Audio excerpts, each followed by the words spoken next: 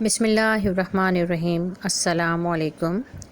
سبق نمبر 2 کے lecture number 6 کے ساتھ مس نائمہ حاضر ہیں۔ آج کا عنوان ہے دو قومی نظریے کا ارتقاء۔ تو سب سے پہلے تو ہم یہ دیکھیں گے کہ دو قومی نظریے سے کیا مراد ہے۔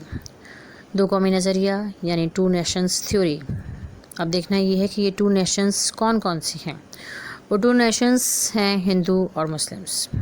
اور تھیوری کیا ہے، نظریہ کیا ہے، وہ یہ ہے کہ دو قومی نظریے سے مراد متحدہ ہندوستان میں 2 بڑی قومیں رہتی ہیں۔ یہ قومیں ہندو اور مسلم ہیں۔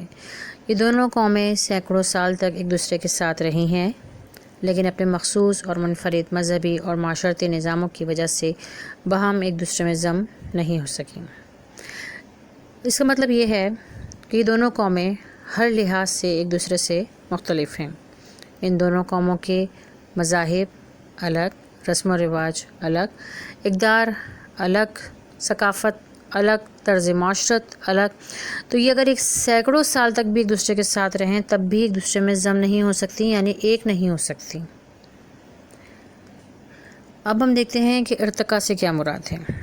ارتقاء سے مراد ایولیوشن، ڈیولپمنٹ، اور دو قومی نظریے کے ارتقاء سے مراد یہ ہے کہ دو قومی نظریہ ڈیولپ کیسے ہوا۔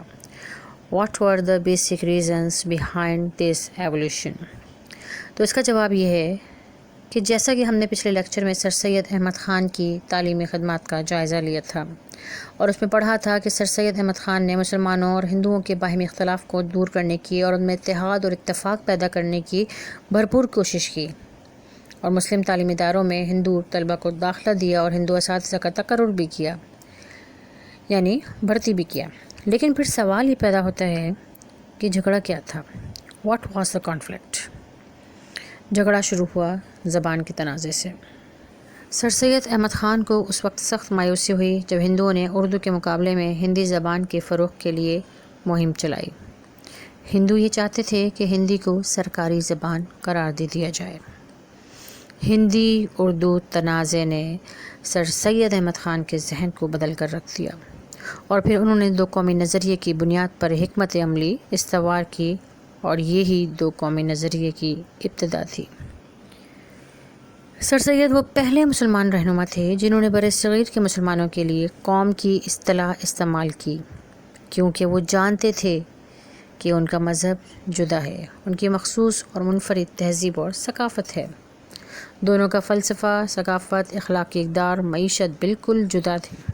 سر سید احمد خان کے بعد برصغیر کے کئی رہنماؤں مثلاً مولانا عبدالحلیم شرر، مولانا محمد علی جوہر، چودھری رحمت علی، علامہ اقبال اور قائد اعظم محمد علی جناح جیسے کئی رہنماؤں نے بھی سر سید احمد خان کی تائید کی اور باقاعدہ طور پر اس چیز کا اعلان کیا کہ مسلمان ایک علیحدہ قوم ہے۔